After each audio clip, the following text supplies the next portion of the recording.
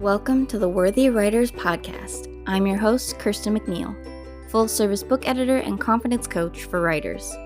This podcast is about empowering writers and creatives to go forward on their journey with unapologetic confidence and the reminder to write for yourself.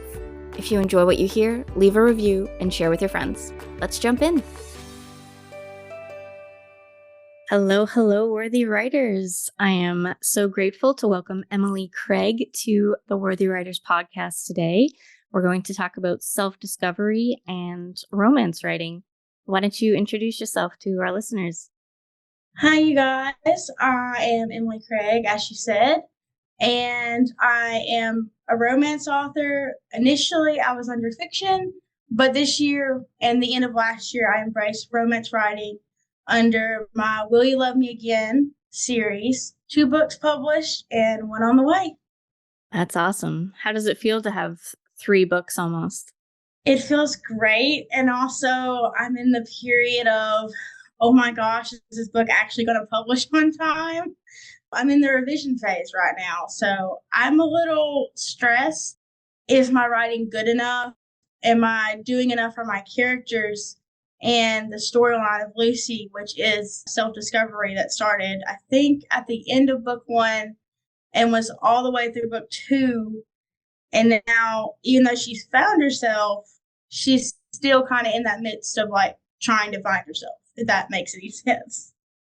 Is a lot of this based off of you and your own experiences? Yes. My first book, which features David and Lucy, which Lucy is my main character throughout. In the first book, she is married to her high school sweetheart, and they've been together for nearly a decade. She's like, it's perfect. But then she's like, is it this newlywed stress? I'm not sure.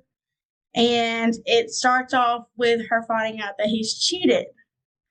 So pretty much everybody knows at that point where the story is going, because if you get on into my series, you find out they do later divorce, and she's stuck after a 10-year relationship going like, who am I? For one, who am I single? Who am I without somebody to be there to remind me that I'm good enough?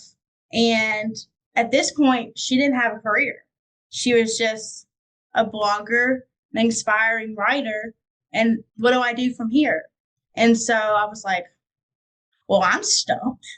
As the writer, I have to figure out kind of after a relationship, where does she go if she wasn't the one providing income? And while writing the second book, I actually got that question from my aunt. She said, so how does she make money? And I was just like, oh, that's a great question. I don't know. Let me get back to you on that. And I totally understood that, because at that point in my life, I was single, but I did grow up in a family that married their high school sweethearts. So my grandparents, my mom and dad, and then my sister and brother-in-law, who would later get married after this book was published. And so I had that in my life. None of them, of course, have broken up. But I always wonder, I'm like, you're with this person for so long, building a future.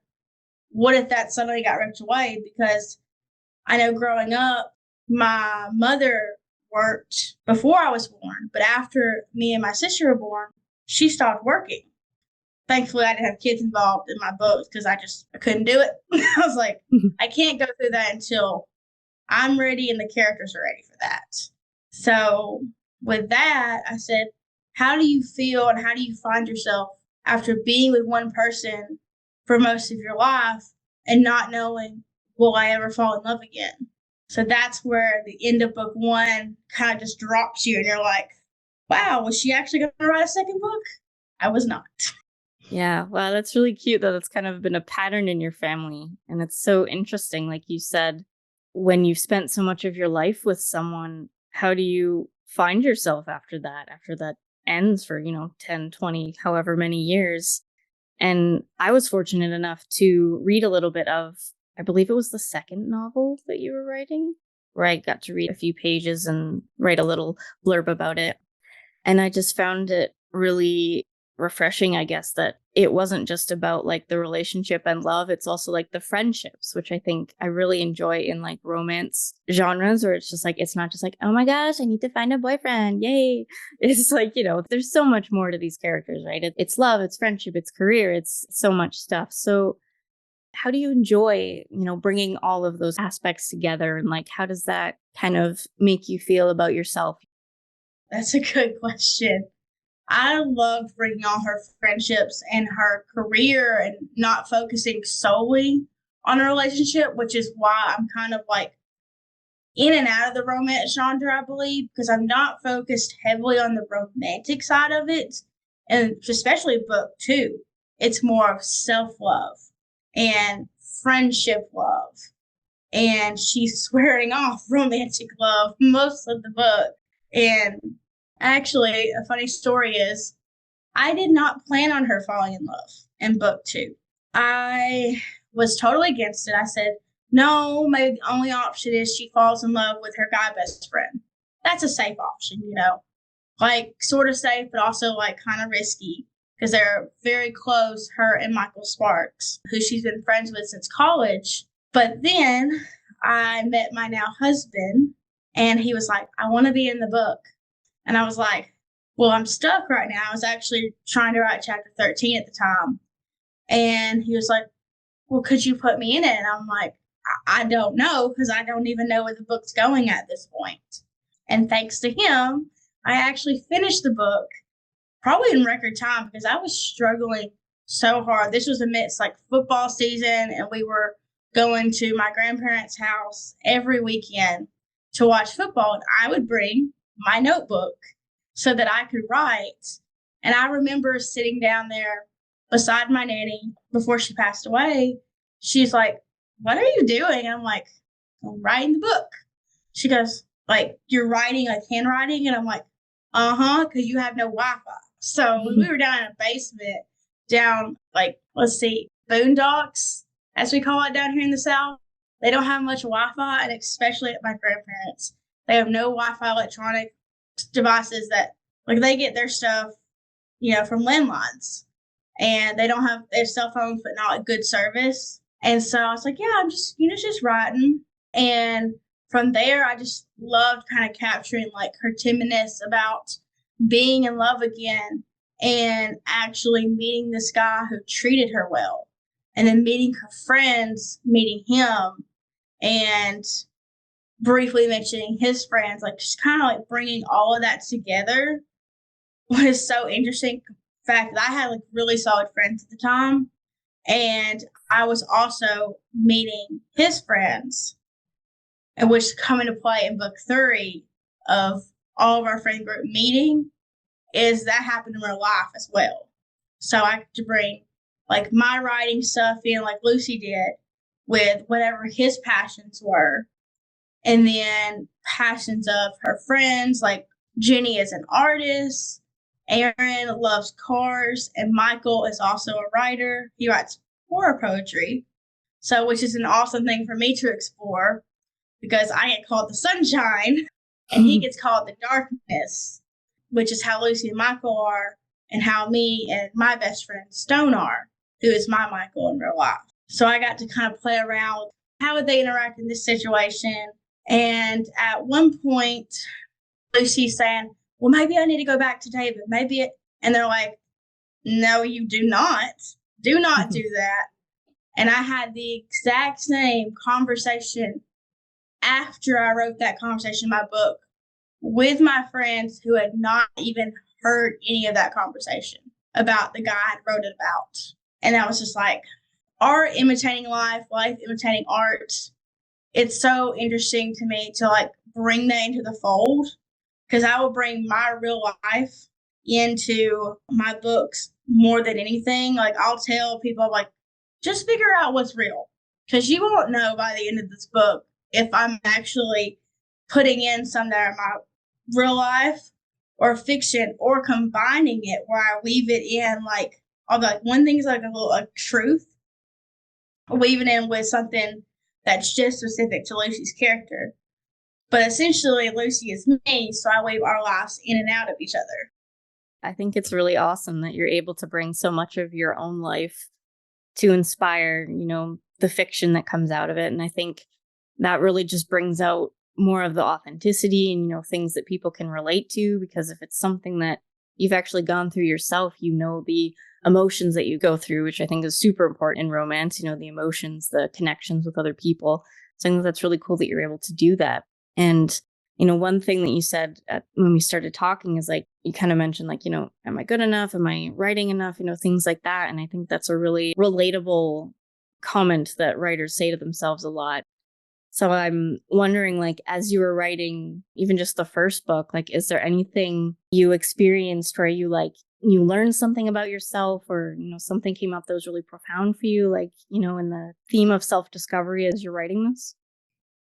I think I learned that I was okay without certain people in my life, and that basing characters off of people is very, very tricky because they can take it in different ways. So I had initially, Jenny was based off of someone else entirely. Like, she was my best friend, like, we were so close. And then that friendship ended. And I remember after it ended, she was like, "Why are you still writing about me?" And I'm like, "It's a series. Kind of can't just not write anymore." And then the guy that I based David after, we were very close. I was writing before I met him. So initially, the book was not based on us or any of my like real experiences. And then I experienced like 2 heartbreaks back to back in college. And I was like, I think I found my David. Mhm. And it was like a combination of a guy that was kind of over controlling, but also like really loving when he wanted to be. But he wanted to be like over supportive, kind of like telling me, like, you didn't do this. And then I had a boyfriend who was like, I don't care what you do, but like we never fought anything until like maybe 2 days before we broke up. And it was like really dramatic. And so I kind of combined that in David's character of like, he's super loving to Lucy. And I learned through writing him that I could forgive both of those guys. And it was a hard thing for me, especially the one that I was actually really in love with, because I ended up going to the same church as him. And everybody's like, "Oh, so you just came here to see him?" I'm like, "No, no, no, no. That's not the thing." Which I laugh about now because I'm like, I wrote that into my second book as well. Lucy runs into David and she gets terrified. Like, she runs away. She's still in the same house as him because it's at a party for their friends. But she like runs out of the room. She's just like, ha, bah, like I'm gone. And that's exactly kind of how I felt writing both of these books, because in book one, I kind of explored like the love that we had and the dramatic ending. But in book two, Lucy was able to kind of reflect on that, reflect on the memories and nightmares and such that she has. But I also got to put in more of myself and stuff that I went through. This might be just a little off topic, but kind of an Easter egg in my second book is there is a memory that she brings up about Nashville, Tennessee's like famous mall, Opryland, I think, or something like that. That actually happened in my life. And when I wrote it, I kind of went into a tailspin because it was still so fresh when I wrote it that it made me kind of like miss him. And at the time, we had been going to church for a while together, and he just kind of stopped going. So I wasn't seeing him during this time. And I remember being like, wow, how are you still attached to this memory? Like, I could be like, I don't miss the person, but I miss those good times of it. And it made me appreciate more of like how much I had grown through writing 2 books and how much Lucy had grown. And it made me thank him instead of, man, I hate what you did to me. It made me grow more as a person and be like, I don't resent you for what you did and breaking my heart into a million pieces, but I thank you for giving me the strength to write and heal, because some people say, well, she's dwelling on it. No, as writers, we write to heal and also to help heal others. And that's kind of what I want my books to be, is a romance book that helps someone heal from a relationship, but also know that they can go into another one and it still be okay to be like, I kind of grieved that past love, because you kind of grieved the self you were back then, because now you're trying to find your new skin, your new self, and how much love do I give? Like, even in the engagement era, she's like, how much love do I give? Is this going to end? Is he going to run away? So I learned to be more open with what I was writing, and her to be more brave, bold, and say, hey, I can do this. And it just takes a lot of love on both ends, in author and in character. And I think Lucy has grown so much through my own healing. And I say about her as she was my saving grace through all of it. I would not have filled my heart if it wouldn't have been for writing these books. I absolutely love how you said that. And one of my favorite things about writing too is that it's so therapeutic. Like you said, we can heal from it, we can help others heal. And even though it's a fiction novel, there's so much of your life that you brought into it. And, a lot of people read fiction to like escape from reality and stuff. But some of the best characters that we connect with are the ones that are like, oh, I see myself in her.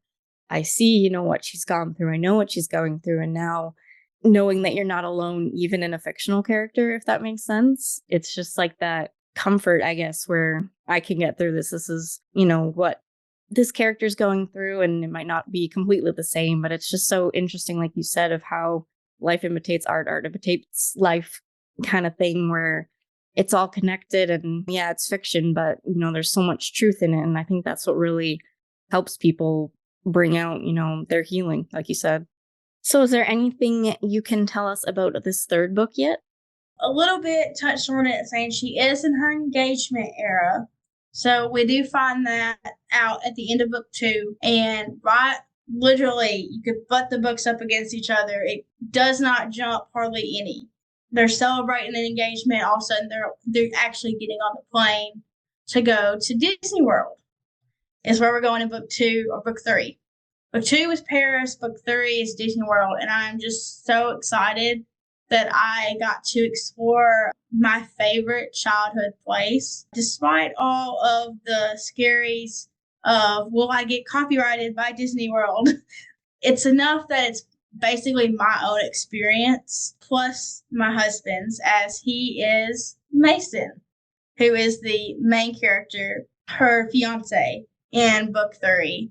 So you'll meet more of him at the end. You kind of get rushed of like who he is to her. But in book 3, you spend all book getting to know both of them, their relationship, their individuality.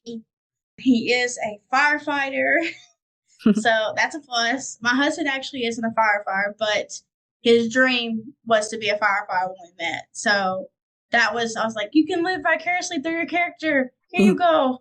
Because it's just so sweet. And they're very similar, except where he has long hair. My character has a curly mop top, like on top of his head. So that's like the differentiation between them. They both love Star Wars. They both have a Scottish background. He asked me, he goes, does Mason have anything about the Scots? And I was like, I don't know. He's like, is his last name Scottish? And so I look up Edwards one day, and lo and behold, Edwards is from the Scots. And I was like, well, there you go. It's so funny to actually write their relationship online. They met, in the book, they met online, as did me and my husband. We all met on Match.com. Happened by chance. I wasn't looking for someone necessarily to fall in love with for the rest of my life. And then he showed up. And neither was Lucy. She was like, I swore off our love. And then she downloaded Match one day, and lo and behold, there's Mason. And they just hit it off immediately. And so now they're on their first big trip together, and her writing assignment. So she has 3 writing assignments for this trip. And they'll also be doing all the parks Disney Springs, and then the pool, and also you'll get to see her writing, and her articles are written out again in this book. So you'll get to see kind of like what comes out of all that work that she's doing. But you'll also get to see the romance between her and Mason.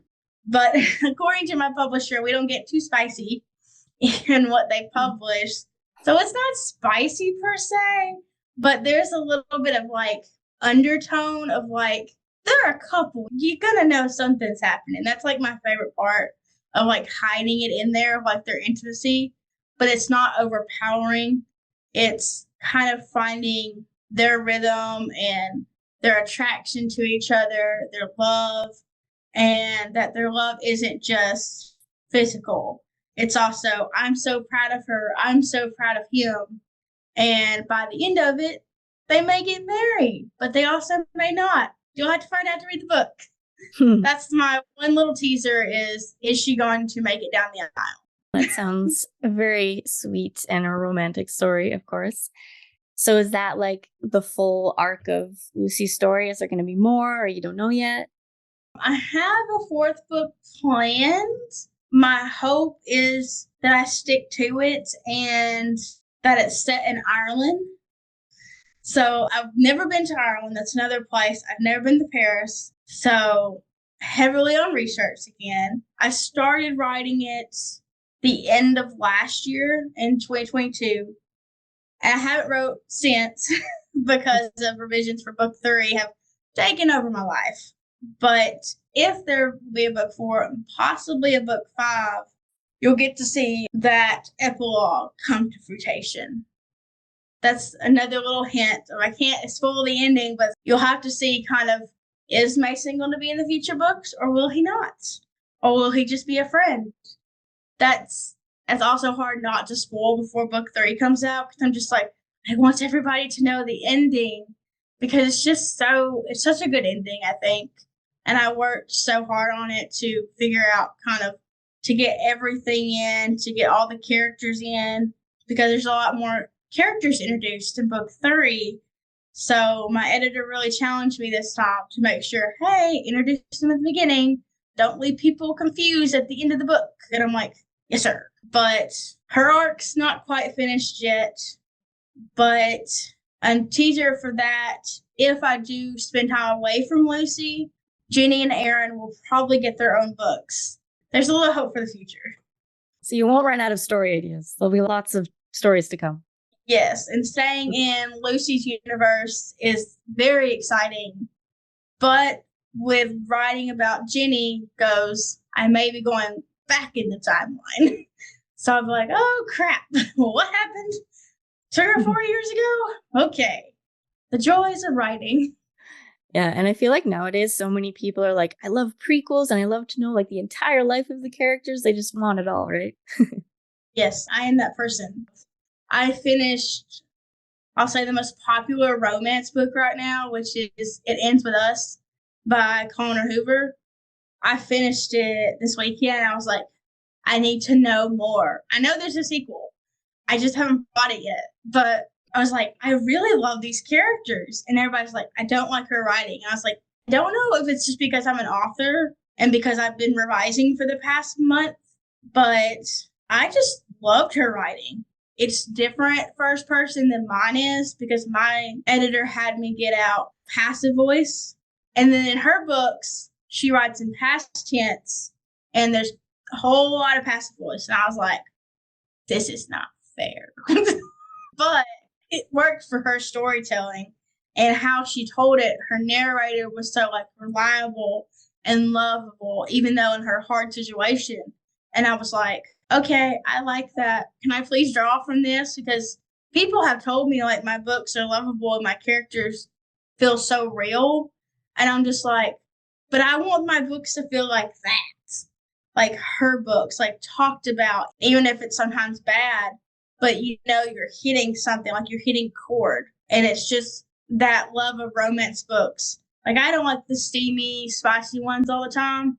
I like the story, the like actual, like get down to business, conflict, love, friendship, like everything kind of story that pulls you in and says, I want to know more about these characters and I want to love them like they're actual friends. I love that you just have this passion when you're talking about like your work. Like it's just nice to see that passion come out, and you've gone through so much finding yourself and finding your writer voice. So, what would you say to fellow writers, in this genre? There's something so interesting about the subjectivity of preferences when it comes to like reading and writing. Like some people love this, some people hate it, especially when it comes to romance. Like there's definitely so many different genres and so many different opinions about this. So as writers that are coming into their own, finding their voice, finding their stories and characters, what advice would you give them? I would say don't be afraid to define your story as romance, because I was definitely afraid of it because I was like, no, I'm not writing romance. Amazon had other ideas. Amazon, yeah, you're totally writing romance. And I was like, no. So if I could go back, and I'm telling also me, a new writer, because I wish someone had told me this, is it's okay to be scared of a genre because it's so well loved and also hated. There's like two sides of a reader and a writer when it comes to romance.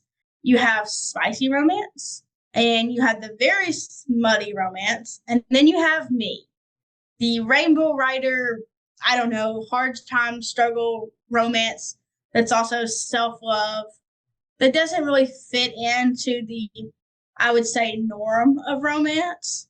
But here I am still pushing it out there going, hey, can you please read me? It's okay to self promote yourself and to say, hey, I'm here too, and I have a different story for you. Or I have something like someone else's, but I would really love if you'd love these characters too. Because we need to learn to give new voices a chance, because it can be really hard on new authors to find their readers. And I know after 3 years of being published, next month it'll be 3 years, that I don't have as many readers as I thought I would, as like, say, Colin or Hoover does. But if you look at it this way, It Ends With Us is 7 years old, and it's only been popular in at least my scheme of like book world for like maybe a year and a half. Yet the book's been out for years, as have her other books. I look at it this way, even though like I'm at the low end right now, who's to say I can't be right there with her come 3 or 4 years from now? It takes time, it takes effort, it takes keep writing those books, whether you're selling a lot or not. I'm spending more money in publishing than I am in making sales, but I'm getting my story out there. If it means just one person gets a healing word from someone else, that's my goal. And a lot of people don't understand this, is that they're like, why do you spend thousands of dollars for no one to read your books? Well, why do you spend so much money to read books and you'll never get to talk to the author? It's the same thing, that we're spending money to reach readers that we may never hear from, and you're spending money to reach authors that you may never hear from either. It goes both ways, that we're both doing like a silent roadblock of like, I may never meet you, but I want to support you. And support can come in many different ways. So when you're struggling financially, just remember, social media is really big with books, and it never hurts to just tell a friend, hey, can you please help me? And like just recommend it to someone in passing, word of mouth, posters and flyers, text messages, whatever available in the future. As people say, what's going popular 5 to 10 years from now, that we never give up on storytelling, no matter how futuristic this world gets. You said that beautifully. All right. So I think that is a great place to start wrapping up. Thank you so much for being here, Emily. Tell our listeners where they can find you. You can find me on Facebook, Instagram, occasionally on Twitter, and then TikTok. Mainly what you can find me under is Emily Craig. If there's a last name tacked on, you know that I am married, so it's under Hooie, Hooie. If you look under that as well and you're confused, that is the same person. I just got married. But follow me on TikTok, especially for teasers and just anything you want to know about my writing career. I try to share it on there. And that's Emily Craig, 1996 _ author. Thank you so much, Emily. Put all those in the show notes, and happy writing, worthy writers. Thank you for listening to the Worthy Writers podcast. Did you enjoy this episode? Leave a review, then subscribe to both my newsletters for stories from my life and tips on building a desirable writing journey. I'd love to hear your thoughts and ideas for future episodes as well. My link tree is in the show notes with all the places we can connect. Welcome to my community.